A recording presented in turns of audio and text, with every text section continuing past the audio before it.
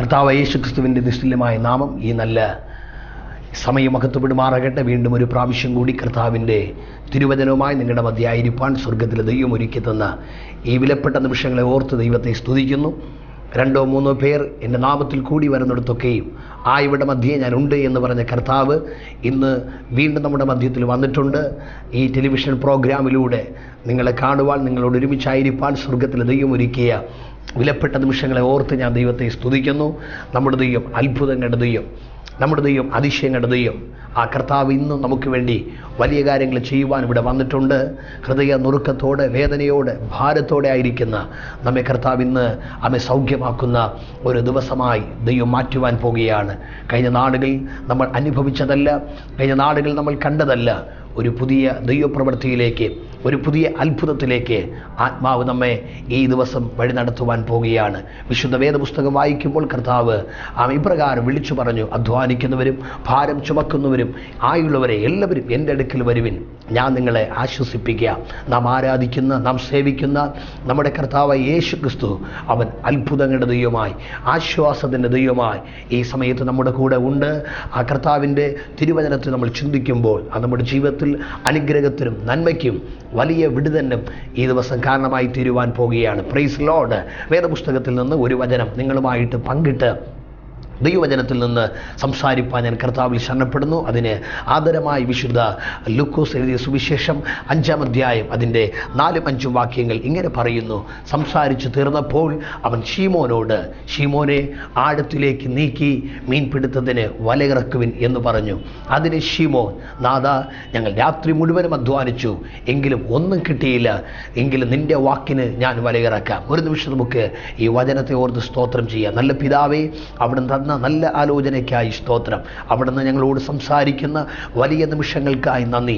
ഈ ശബ്ദം ശ്രവിക്കുന്ന ഓരോ നിൻ്റെ കുഞ്ഞുങ്ങളുടെ മേലും ഈ വചനം വലിയ വിടുതലായി, വലിയ അനുഗ്രഹമായി മാറട്ടെ. ആ യേശുവിൻ നാമത്തിൽ ശബ്ദത്തെക്കാളും വെളിച്ചത്തെക്കാളും വേഗത്തിൽ പായുന്ന ദൈവവചനത്തിൻ്റെ അത്യന്ത ശക്തി അവരായിരിക്കുന്ന ഇടങ്ങളിലേക്ക് ഒരു വലിയ വിടുതലായി വെളിപ്പെടുവാൻ സ്വർഗത്തിലെ ദൈവത്തോട് ഞങ്ങൾ പ്രാർത്ഥിക്കുന്നു. അവിടുന്ന് അങ്ങനെ ചെയ്യുന്ന വലിയ കൃപയ്ക്കായി സ്തോത്രം. എല്ലാ മഹത്വവും, എല്ലാ പുകഴ്ചയും, എല്ലാ ബഹുമാനവും ഞങ്ങൾ യേശുവിന് മാത്രം തരുന്നു.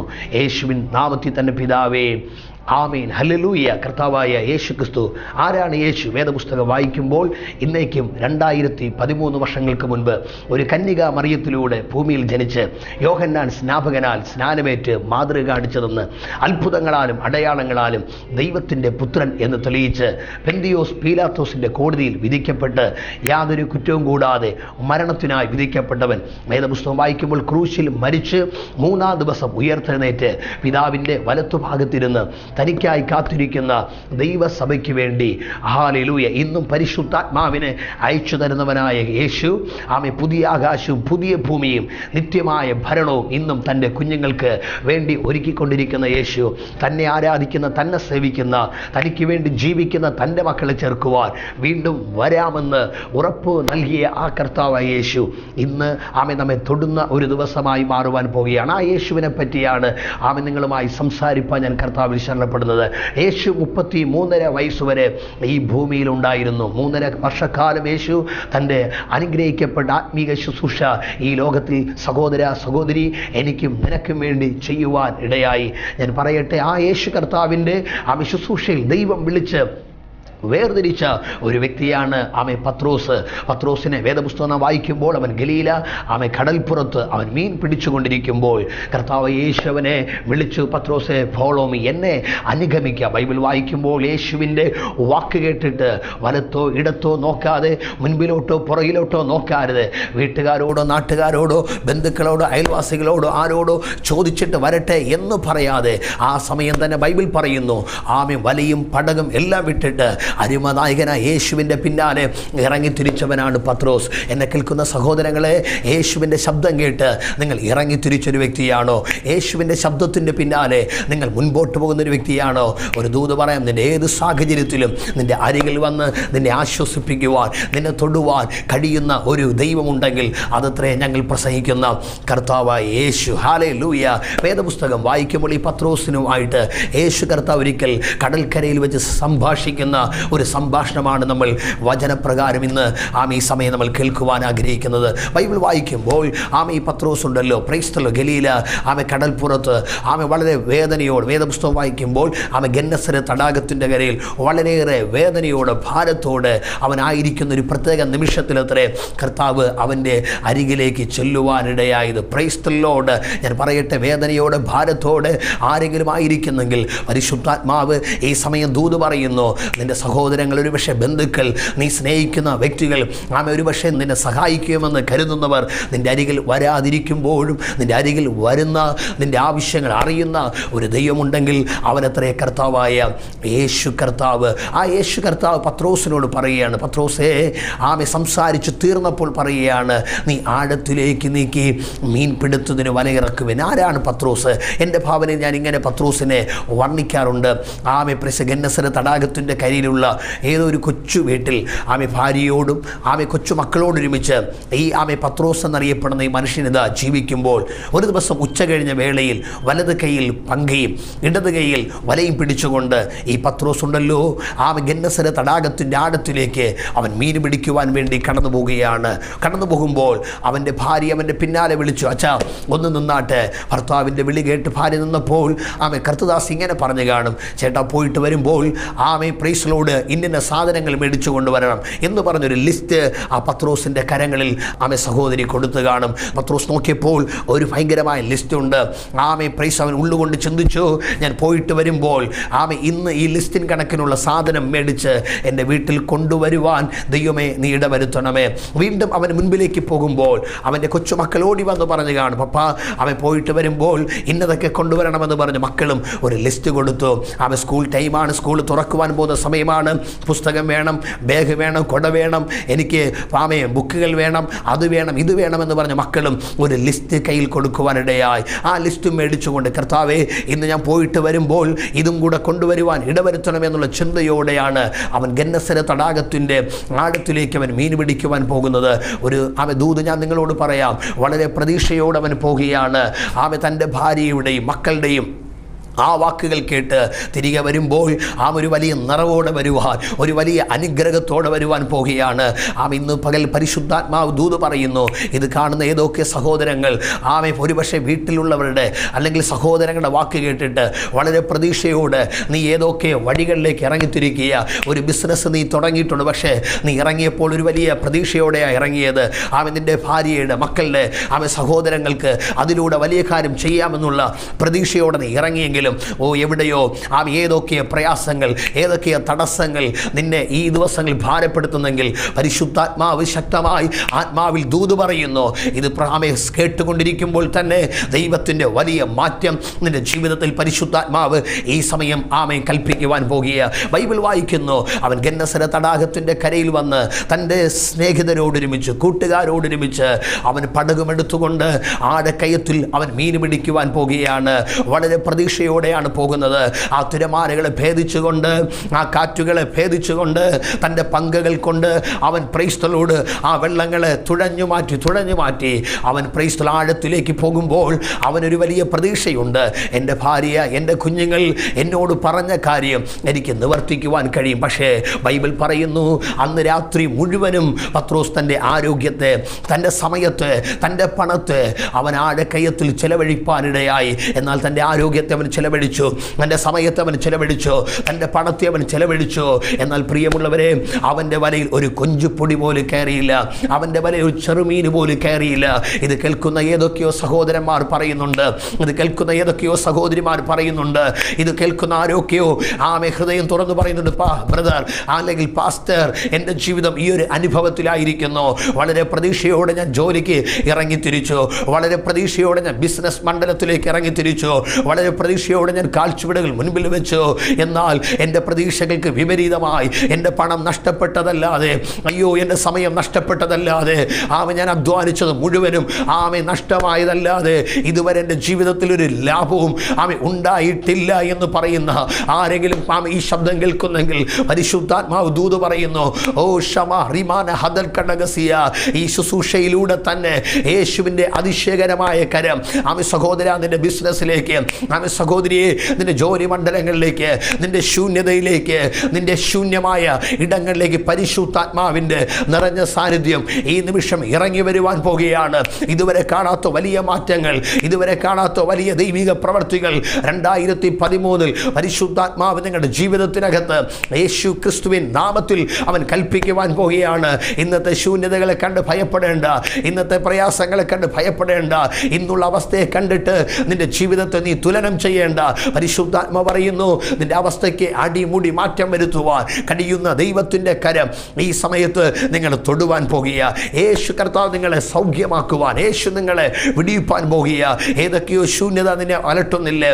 ഒരുപക്ഷെ രോഗത്തിൻ്റെ ശൂന്യതയാകാം, ഒരുപക്ഷെ കടഭാരത്തിൻ്റെ ശൂന്യതയാകാം, ഒരുപക്ഷെ ഭർത്താവ് മദ്യപാനിയാണല്ലോ എന്നുള്ള ശൂന്യതയാകാം, ഒരുപക്ഷെ വഴിതെറ്റിപ്പോയ ആമെ തലമുറയെക്കുറിച്ചുള്ള ശൂന്യതയാകാം, ഒരുപക്ഷെ ആമെ തുടങ്ങിയിട്ടും പണിതീരാത്ത ഭവനത്തെക്കുറിച്ചുള്ള ശൂന്യതയായിരിക്കാം, ഒരുപക്ഷെ പ്രതീക്ഷയോടെ കാലെടുത്തു വെച്ച കുടുംബ ജീവിതത്തിലെ പരാജയത്തിൻ്റെ ശൂന്യതയാകാം. എന്നാൽ പരിശുദ്ധാത്മാവ് ദൂത് പറയുന്നു, ഏത് ശൂന്യതകളെയും മാറ്റിക്കൊണ്ട് ഒരു വലിയ അത്ഭുതം കൽപ്പിക്കുവാൻ, ഒരു വലിയ വിടുതൽ കൽപ്പിക്കുവാൻ അരിമനായകനായ യേശു നമ്മുടെ അരികിൽ ഇന്ന് ഈ സമയം വന്നിട്ടുണ്ട്.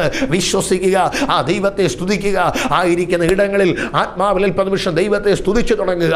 ദൈവത്തിൻ്റെ മഹത്വകരമായ പ്രവൃത്തി ഈ ദിവസം ദൈവം നമ്മുടെ മേൽ കൽപ്പിക്കുവാൻ പോകുകയാണ്. ബൈബിൾ വായിക്കുമ്പോൾ എല്ലാ പ്രതീക്ഷകളും ചീട്ടുകൊട്ടാരം പോലെ തകർന്ന് ആഴക്കയത്തിൽ നിന്ന് ഒരു പിടി ചെറുമീന് പോലും കിട്ടാതെ ശൂന്യമായ വലയുമായിട്ടിതാ പത്രോസ് തിരികെ കടന്നു വരികയാണ്. Oh Jesus, hallelujah. ഒരുപക്ഷെ അവൻ കടന്നു വരുമ്പോൾ നിരാശയോടെ ആയിരിക്കും കടന്നു വരുന്നത്. ഒരുപക്ഷെ അവൻ കടന്നു വരുമ്പോൾ ആ വേദനയോടെ തുഴഞ്ഞുകൊണ്ടായിരിക്കും വരുന്നത്.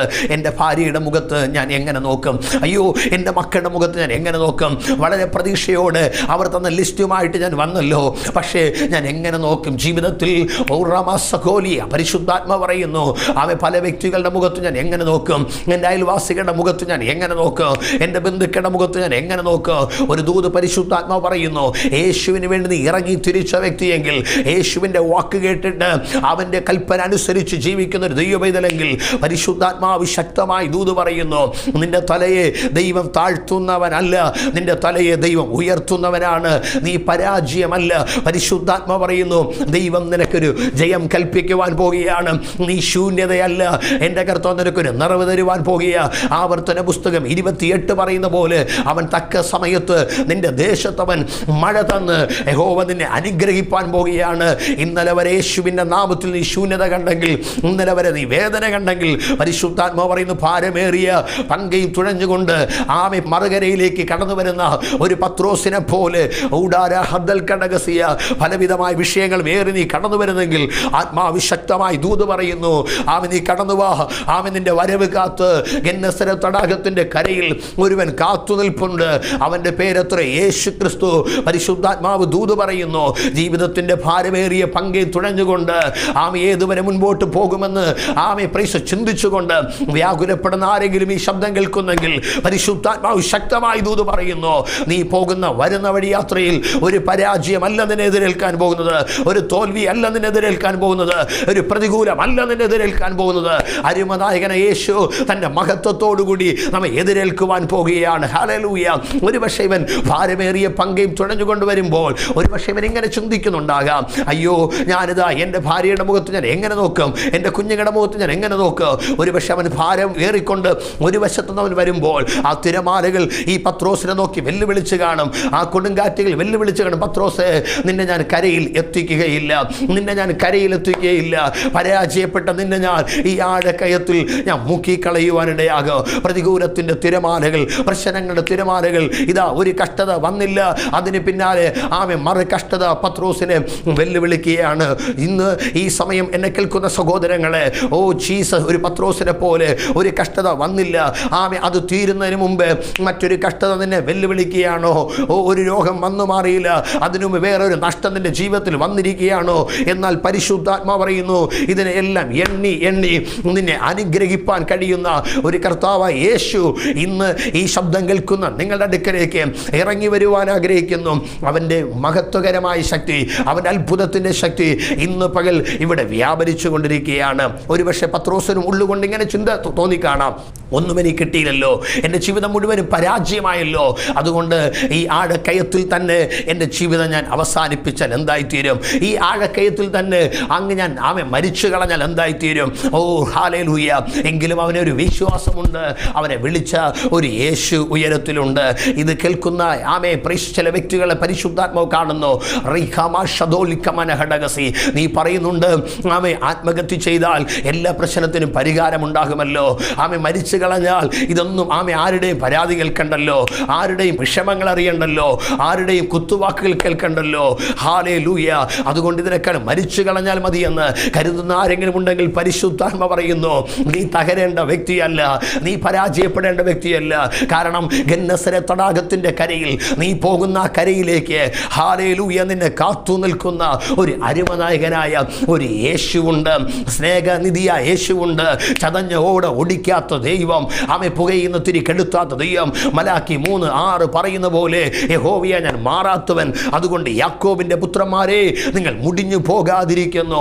മാറാത്തവനായ ഒരു ദൈവമുണ്ട്, മാറ്റമില്ലാത്തൊരു ദൈവമുണ്ട്. യെശയ്യാ 54:10 പറയുന്ന പോലെ പർവ്വതങ്ങൾ മാറിപ്പോകും, കുന്നുകൾ നീങ്ങിപ്പോകും, എങ്കിലും എൻ്റെ ദയ നിങ്ങളെ വിട്ട് മാറിപ്പോകയില്ല എന്ന് ഉറപ്പ് നൽകിയൊരു ദൈവമുണ്ട്.